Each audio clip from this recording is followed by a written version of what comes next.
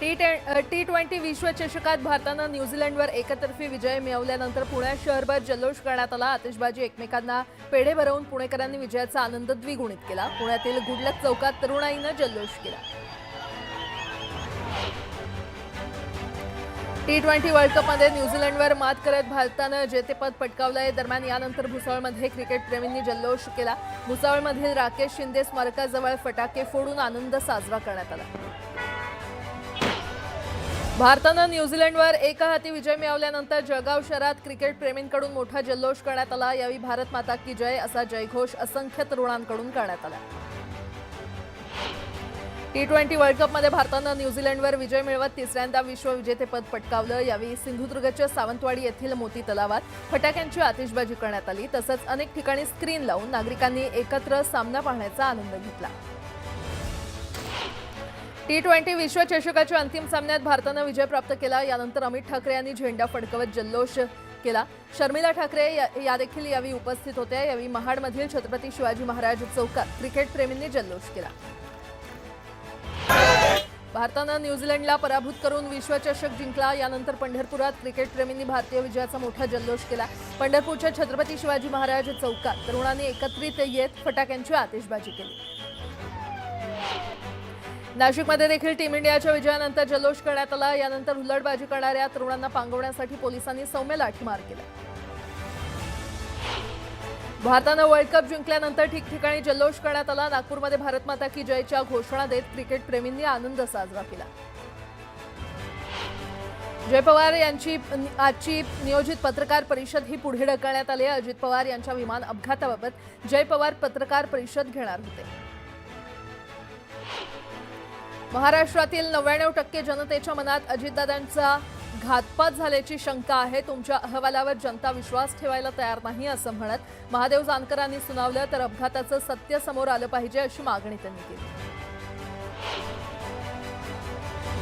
पुण्यातील लोकार्पण झालेल्या नवीन उड्डाणपुलाला अजित पवारांचं नाव देणार असून याबाबत सर्वानुमते निर्णय झाल्याची माहिती मुरलीधर मोहोळ यांनी दिली। तर उड्डाणपुलाच्या नावाबाबत लवकरच निर्णय घेऊ असं आश्वासन मुख्यमंत्री फडणवीसांनी दिलं। समृद्धी महामार्गाच्या जमीन संपादन प्रकरणावरून अंबादास दानवे आणि भुमरे पिता पुत्र यांच्यामध्ये गंभीर आरोप प्रत्यारोप झाल्याचं प्रकरण ताजं असताना ठाकरेंच्या शिवसेनेचे नेते अंबादास दानवे आणि खासदार संदीपान भुमरे एका लग्न समारंभात एकत्र दिसून आले। यावेळी दोघांमध्ये रंगलेल्या मनमोकळ्या गप्पांची राजकीय वर्तुळात चर्चा सुरू आहे। किल्ले रायगडाच्या पायथ्याशी आज मनसेचा 20वा वर्धापन दिन पार पडणार आहे। राज ठाकरे सकाळी रायगडावर शिवरायांचं दर्शन घेऊन अभिवादन करणार आहेत। यानंतर राज्यभर सभासद नोंदणीला सुरुवात होणार आहे। इंदापूर कृषी उत्पन्न बाजार समितीच्या पेट्रोल पंपाचं भूमिपूजन कृषी मंत्री दत्तात्रय भरणे यांच्या हस्ते पार पडलं। यावेळी बोलताना त्यांनी कार्यकर्त्यांना आनंदी राहण्याचा सल्ला दिला। राज्यसभेच्या नूतन खासदार ज्योती वाघमारे यांची सोलापुरात घोड्यावरून मिरवणूक काढण्यात आली। छत्रपती संभाजी महाराज चौक ते डॉक्टर बाबासाहेब आंबेडकर चौकापर्यंत वाजत गाजत मिरवणूक काढून ज्योती वाघमारे यांचं जल्लोषात स्वागत करण्यात आलं। राज्यसभेचे नूतन खासदार रामराव वडकुते यांचं हिंगोलीमध्ये जल्लोषात स्वागत करण्यात आलं। भाजपच्या कार्यकर्त्यांनी शहरातून रॅली काढली। पक्षाच्या नेत्यांनी माझ्यावर टाकलेला विश्वास मी पूर्ण करेन असं वक्तव्य यावेळी रामराव वडकुते यांनी केलं। नवी मुंबईतील एपीएमसी पोलिसांनी विविध ठिकाणी धाड टाकली। या कारवाईमध्ये मोठा पोलीस फौजफाटा तैनात करण्यात आला होता। पोलिसांनी झोपडपट्ट्या तसंच विविध ठिकाणी नाकाबंदी करून तपासणी केली। कारवाईमध्ये एक नायजेरियन नागरिक, 2 बांगलादेशी नागरिक तसंच गावठी कट्टा बाळगणारा एक इसम आणि गुटखा विक्री करणाऱ्या 2 आरोपींना अटक करण्यात आली आहे। पिंपरी चिंचवडमध्ये सायली उर्फ अतिजाची घर वापसी झालेली आहे। मुस्लिम तरुणाशी लग्न केल्यानंतर छळ झाल्याचा आरोप सायलीनं केला। तक्रारीची पोलिसांनी दखल न घेतल्याचा दावाही तिने केला। ठाणे जिल्ह्यातील मुंब्रा परिसरात एका दुचाकीवर तब्बल 6 जण बसून धोकादायक प्रवास करत असल्याचा व्हिडिओ समोर आलेला आहे। वाहतूक नियमांचं उल्लंघन झाल्याचं दिसून आल्यानं नागरिकांनी संताप व्यक्त केला। तर आता पोलीस काय कारवाई करणार याकडे लक्ष लागलंय। भांडूपमधील कोकण नगर परिसरात मनसे कार्यकर्ते आक्रमक झाल्याचं पाहायला मिळालं। भांडूप खडी मशीन परिसरात देखील फेरीवाल्यांमुळे वाहतुकीस अडथळा निर्माण होतोय। दरम्यान फेरीवाल्याला बाजूला होण्यास सांगितलं म्हणून फेरीवाल्यांनी सामान्य नागरिकांशी वाद घातला। यावरून मनसैनिक आक्रमक झाले। प्राथमिक आरोग्य केंद्रात वैद्यकीय अधिकारी आणि कर्मचारी उपस्थित नसल्यानं महिलेची रस्त्यावर प्रसूती करण्याची वेळ आली। धुळे जिल्ह्यातील ठेलारी वाड्यात राहणाऱ्या महिलेला प्रसूतीसाठी नेलं असता हा प्रकार घडला। यानंतर नातेवाईकांनी तीव्र संताप व्यक्त करत दोषींवर कारवाईची मागणी केली।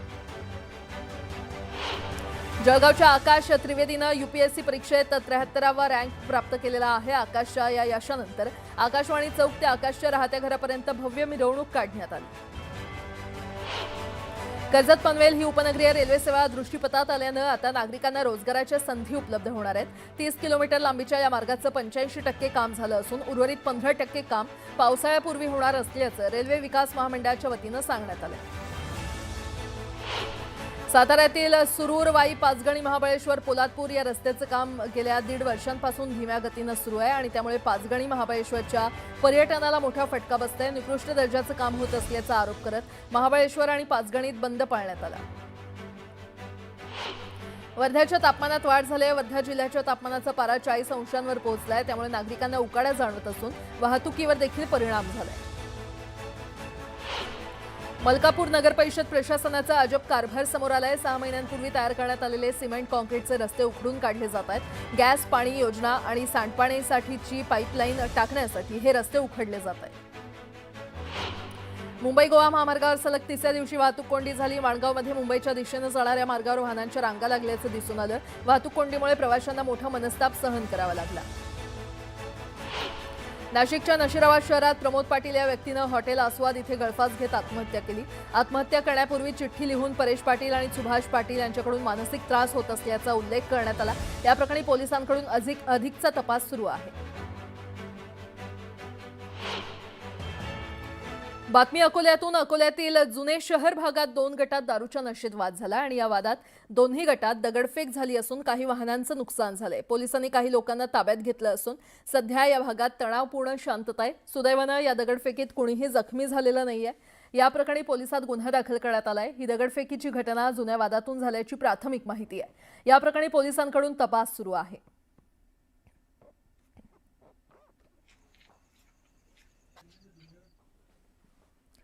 पुन्हा एकदा बातम्या पाहूयात वेगवान स्वरूपात।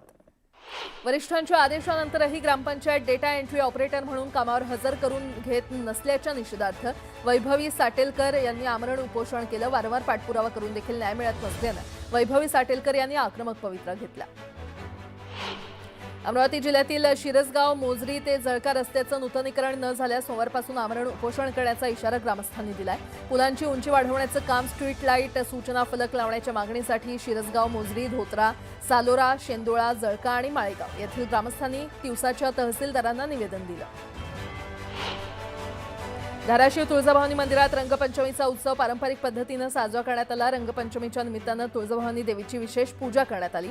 त्यानंतर देवीला पारंपरिक पद्धतीनं रंग लावण्यात आला होता। या रंगपंचमीच्या उत्सवात मंदिर परिसर विविध रंगांनी न्हाऊन निघाला। येवल्यातील रंगोत्सवाला 150 वर्षांची परंपरा आहे। हजारो नागरिकांनी एकत्र येत रंगांची उधळण केली। टिळक मैदानात रंगोत्सव साजरा करण्यात आला। नाशिकमध्ये रंगपंचमीनिमित्त शॉवर डान्सचं आयोजन करण्यात आलं होतं। शॉवर डान्स करण्यासाठी नाशिककर एकवटले होते। डीजेच्या तालावर तरुणाई थिरकताना दिसून आली। तरुणाईसह ज्येष्ठ नागरिक देखील रंगपंचमीचा आनंद घेताना दिसून आले। मंत्री गिरीश महाजन यांनी नाशिकमध्ये रंगपंचमी उत्सवात सहभाग घेतला। नाशिकच्या शनी चौक येथील पेशवेकालीन रहाडात महाजनांनी उडी मारली। यावेळी सर्वसामान्य नाशिककरांनी देखील मोठ्या प्रमाणात गर्दी केली होती। लातूरच्या मातोश्री वृद्धाश्रमात आदर्श मैत्री फाउंडेशनच्या वतीनं रंगपंचमी साजरी करण्यात आली। लातूरच्या जिल्हाधिकारी वर्षा ठाकूर घुगे यांनी मातोश्री वृद्धाश्रमात उपस्थित राहून आजी आजोबांसोबत संवाद साधत रंगपंचमी साजरी केली। पंढरपूरच्या अकलूज इथे जागतिक महिला दिन साजरा करण्यात आला। शिवसेना उबाठा पक्षाचे जिल्हाप्रमुख गणेश शिंगळे यांच्या माध्यमातून अकलूज येथील भाजी विक्रेते महिलांचा सन्मान करण्यात आला। आंतरराष्ट्रीय महिला दिन आणि समाज सुधारक मुथुलक्ष्मी रेड्डी पहिल्या आमदार म्हणून विधानसभेत गेल्याच्या शताब्दी वर्षानिमित्त कार्यक्रमाचं आयोजन करण्यात आलं होतं। यावेळी मेघा भंडार या उपक्रमाची मुख्यमंत्री देवेंद्र फडणवीस यांनी घोषणा केली। महिलांना आर्थिक आणि सामाजिकदृष्ट्या अधिक सक्षम करण्यावर सरकारचा भर असल्याचं मुख्यमंत्र्यांनी स्पष्ट केलं। पुणे जिल्ह्यातील Kivale symbiosis skills and professional युनिव्हर्सिटीमध्ये आंतरराष्ट्रीय महिला दिन साजरा करण्यात आला। या कार्यक्रमाला उपमुख्यमंत्री सुनेत्रा पवार उपस्थित होत्या। विविध क्षेत्रातील महिलांना महिला कर्तृत्व पुरस्कार यावेळी प्रदान करण्यात आला। केरळच्या लीला इसो यांनी शरणस्थान या संस्थेच्या माध्यमातून वारांगणांच्या शेकडो मुलांसाठी शिक्षण, निवारा आणि मायेचा आधार दिला। त्यांच्या वसतिगृहात 100हून अधिक मुलं शिक्षण घेत आहेत। कर्करोगाशी झुंज देत असतानाही लीला इसो यांची सेवा आजही अविरत सुरू आहे। जागतिक महिला दिनाच्या निमित्तानं डोंबिवलीमध्ये 9111 महिला आणि विद्यार्थिनींनी एकत्र येत सामूहिक लेझिम वादन केलं। 5.5 मिनिटांची विविध प्रात्यक्षिकं सादर करून महिलांनी जागतिक रेकॉर्ड करत डोंबिवलीच्या शिरपेचात मानाचा तुरा रोवलाय।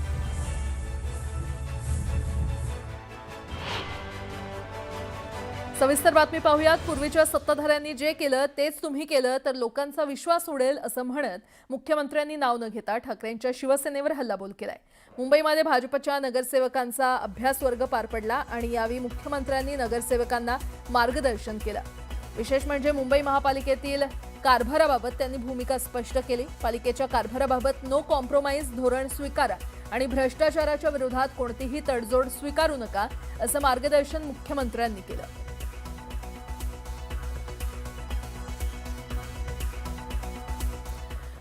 आता पुढच्या बातमीपत्राकडे वळणार आहोत। सुरुवात करूयात या क्षणाच्या महत्त्वाच्या बातम्यांनी। टीम इंडिया पुन्हा एकदा T20 वर्ल्ड चॅम्पियन। फायनलमध्ये न्यूझीलंडचा 96 धावांनी धुवा। तिसऱ्यांदा T20 विश्वचषकावर कोरलं नाव।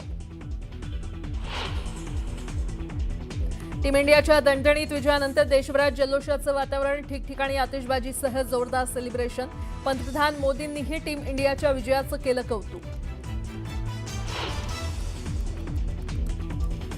महाराष्ट्र नवनिर्माण सेनेचा आज वर्धापन दिन। किल्ले रायगडाच्या पायथ्याशी मनसेचा वर्धापन दिन सोहळ्याचा विशेष कार्यक्रम। राज ठाकरे रायगडात दाखल।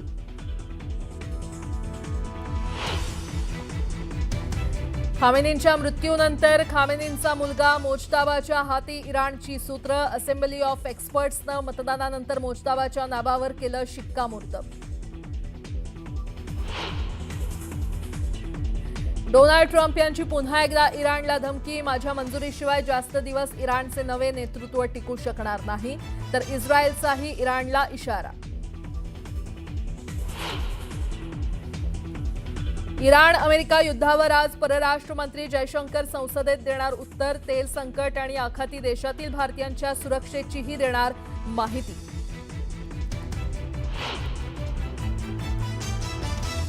सौदी अरेबियाची राजधानी रियादमध्ये झालेल्या क्षेपणास्त्र हल्ल्यात भारतीय आणि बांगलादेशी नागरिकांचा मृत्यू। निवासी इमारतीवर मिसाईल पडल्यानं भारत बांगलादेशचे 12 कामगार जखमी।